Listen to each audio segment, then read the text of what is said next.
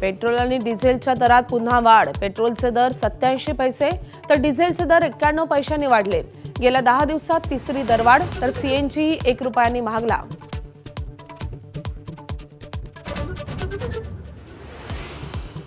वाढत्या इंधन टंचाईमुळे हिंगोली बुलढाण्यात पेट्रोल पंपावर हाणामारी, तर जालना, परभणी, वाशिम, अकोल्यात लांबच लांब रांगा।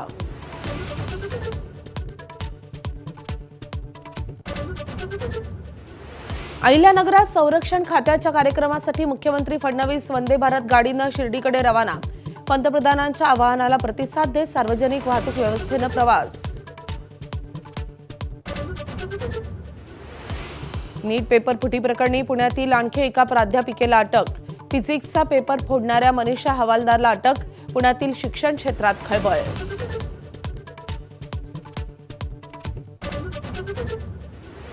नाशिक टीसीएस प्रकरणी 1500 पानांचं पहिलं दोषारोपपत्र दाखल।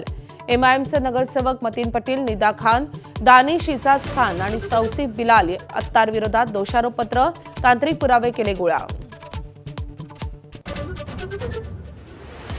विधान परिषदेच्या 17 जागांसाठी होणाऱ्या जागावाटपावरून महायुतीत मोठा तिढा।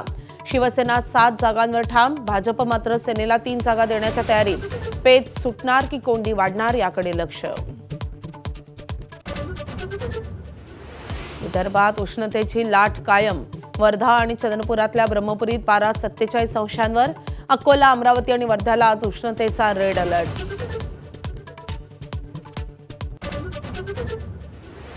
ठाणे, नवी मुंबई मनपाची 10% पाणी कपात।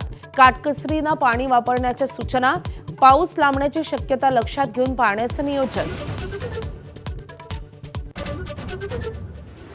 सनरायझर्स हैदराबादचा चॅलेंजर्स बेंगळुरूवर 55 धावांनी विजय। ईशान किशन, क्लासेन आणि अभिषेक शर्माकडून आरसीबीच्या गोलंदाजाची धुलाई।